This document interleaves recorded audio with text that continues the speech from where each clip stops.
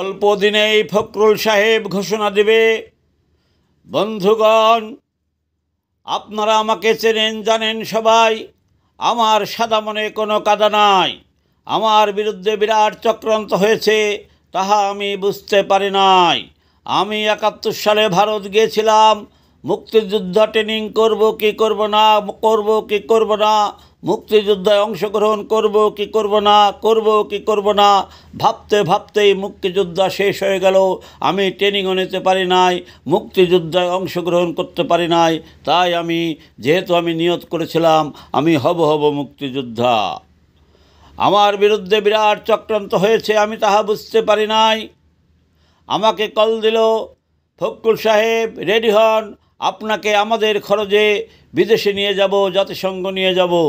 আমার সাদা মনে কাদা নাই, আমি রেডি হলাম। আমাকে ডাকিল, আমি চলে গেলাম।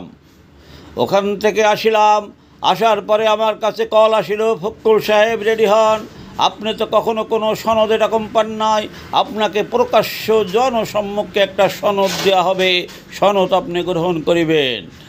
আমি রেডি হলাম, আমি গেলাম, আমার হাতে একটা কাগজ দিল, সনদ কিসের আমি পড়ি নাই, আমি বুঝতে পারি নাই। আমি সনদ হাতে নিলাম, হাতে নিয়ে আমি ইউনূস সাহেবকে স্যালুট জানালাম, কারণ আমাকে এরকম জনসম্মুখে সনদ এই প্রথম দেয়া হলো। কিন্তু সনদের ভিতরে কি লেখা আছে আমি পড়ি নাই, তা আমার সাদা মনে কোনো কাদা নাই, তাই আমি চক্রান্ত শিকার। আপনারা আমাকে ভুল বুঝবেন না, আমি চক্রান্ত শিকার, আমি চক্রান্ত শিকার, আমি চক্রান্ত শিকার। আমার সাদা মনে কাদা নাই, আমি যে চক্রান্ত শিকার হয়েছি তাহা আমি বুঝতে পারি নাই।